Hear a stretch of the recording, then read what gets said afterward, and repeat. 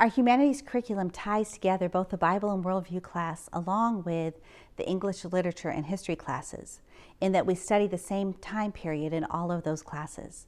So this year our 8th and 9th grade is studying the ancient world, creation to Christ, and the 10th through 12th grades are studying Romans, Reformers, and Revolutionaries, which is the fall of Rome to the beginning of the American Revolutionary War.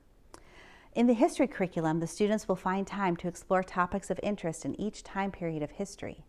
They will interact through a variety of learning styles to go deep in their understanding of history and the forces behind historical change.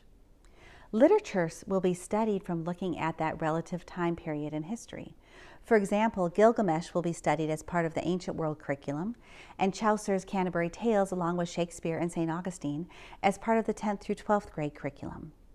English classes will include composition.